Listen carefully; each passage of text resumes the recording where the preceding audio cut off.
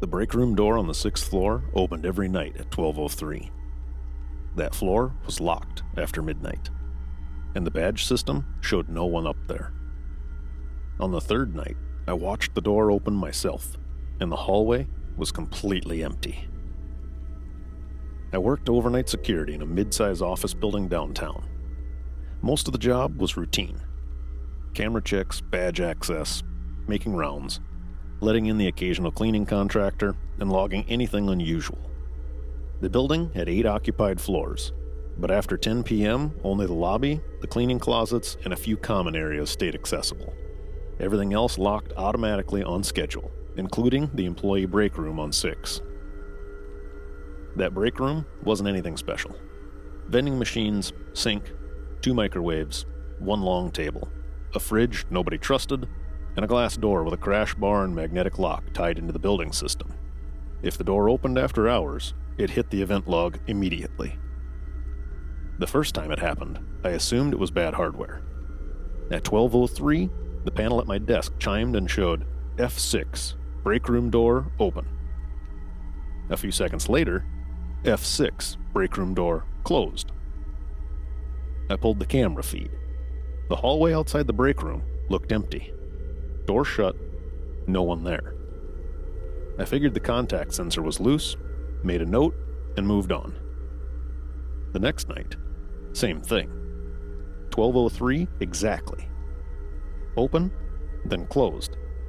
Again, the hallway camera showed nothing obvious. No person, no cleaning cart, no movement. The door stayed shut in the frame. That was what made it irritating instead of creepy. If the sensor said open, I wanted to see open. By the 3rd night, I was ready for it. At 12:02, I had the 6th floor hallway feed full screen. At 12:03, the event chimed again. This time, I saw it. The break room door opened about 6 inches, paused, then eased shut on its own. No one came out, no one went in. The hallway was empty before and after. I left my desk and headed up there. The 6th floor was dark except for the emergency strips and the wash of light from the elevator lobby. The break room sat halfway down the hall, glass panel beside the door, vending machine glow visible inside. When I got there, everything looked normal.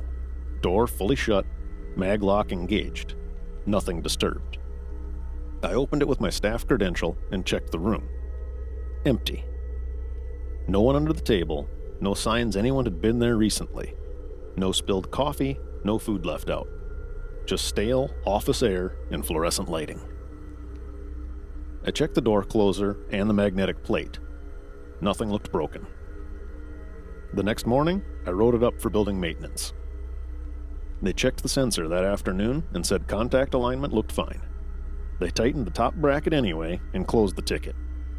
That should have solved it. But it didn't. The following night, 12:03, same alert. Open, closed. This time, the system log added something new. Access denied, F6 common hall, 12:02 and 57 seconds. No badge number attached, just denied. 3 seconds later, the break room door opened. That changed the whole feeling of it. A door sensor glitch was annoying. An access denial with no credential attached was harder to explain.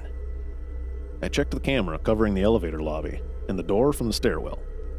No one came off the elevator, no one came through the stairwell. I even backed up the footage 2 full minutes before the alert. Nothing. At that point, I called my supervisor, Dennis. I told him I had a repeated after-hours door event tied to an access denial and that the camera views weren't matching the logs. He sounded half awake and told me to keep documenting it and call building engineering first thing in the morning. The engineer's explanation was simple. Maybe the door controller was throwing linked events because of a bad board.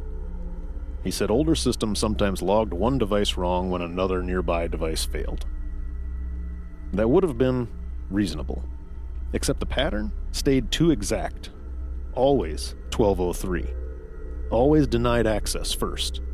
Always the break room door after. So on the 6th night, I went to 6, before midnight, and stayed there. I stood at the corner of the hallway where I could see the break room door and the stairwell entrance at the same time. No one else on the floor, no elevator arrivals, no sound, except HVAC and the faint hum from the vending machines inside the room. At 12:02, nothing. At 12:02 and 57 seconds, my radio chirped with the access denied event. And at 12:03, the break room door clicked open right in front of me. Not wide, just a few inches. Then it stopped. I was maybe 15 feet away. No one was touching it. No shadow behind the glass, no movement inside the room except light from the vending machine. Then it shut again. I went over immediately and checked the latch while it was still settling. The door had fully caught, the magnet re-engaged, everything felt normal. That was the first point where it became personal, because I couldn't hide behind the cameras anymore. I had seen it happen live. I checked inside again, and this time, I noticed something small that hadn't registered before. The far wall had a narrow service door beside the sink. I'd assumed it was just a locked janitor access panel. But it was actually an old utility door with a lever handle and no exterior signage. It led to a maintenance chase, running behind a row of common areas on the side of the building. It was supposed to be locked. It wasn't. I called Dennis back and told him there was an unsecured service access behind the break room. He told me not to go in alone and said he'd meet engineering there in the morning. That would have been the smart ending. It wasn't. Because at 12:03 the next night, the break room door opened again. And this time, it didn't close right away. I was at the desk watching live. The door opened, paused longer than usual, and I could see more of the room through the camera angle. Enough to notice the service door in the back was standing open now. That had not been true the night before. I went upstairs again, against my better judgment, and found the break room door partially open when I arrived. The room was empty, but the service door in back was open about a foot. Beyond it, the maintenance chase was dark and narrow. Concrete floor, pipes overhead, barely enough room for a person and a small cart. And sitting right behind the door, blocking it the night before, was a folding mail cart. There was also a bottled water case, 2 snack wrappers, and a phone charger plugged into an outlet inside the chase. That was the moment everything simplified. Not ghosts, not invisible forces, not an impossible door. Someone had been inside that chase, probably for days, maybe longer. I called the police and backed out of the room. They came, searched the chase, and found that it connected through an old maintenance path to a storage room near the neighboring tenant space. Nothing dramatic after that. No confrontation. Whoever had been using it was already gone. But they found enough to make it clear what had been happening. Blankets, food, flashlight, and a cheap door wedge. The officer walked me through it later. Said the person had probably been opening the break room door from the inside to test whether the floor was clear before coming out for food or water. The access denial event likely came from them trying the 6th floor hall door first, then using the break room instead when that failed. That explained almost all of it. Almost. What still bothers me is the timing. The police thought maybe the person was waiting until the cleaning crew finished and the elevator traffic died down. That made sense. But when engineering pulled the historical log, the same door event happened at 12:03 on 12 different nights over 3 weeks, including one Sunday night when the building was closed and I wasn't even on shift. The exact same time, the exact same sequence. Denied access, break room door open, break room door closed. I asked Dennis if they found out who it was. He said no. He also told me not to discuss it with the tenants because management wanted it handled quietly. I stayed another month, then transferred to a different property.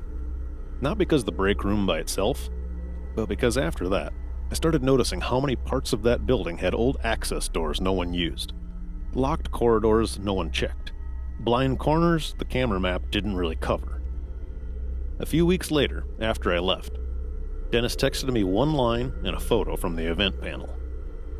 F6, break room door open, 12:03 a.m. Under it, he wrote, "The chase was sealed last week. I asked if anyone had forced it back open. He never answered."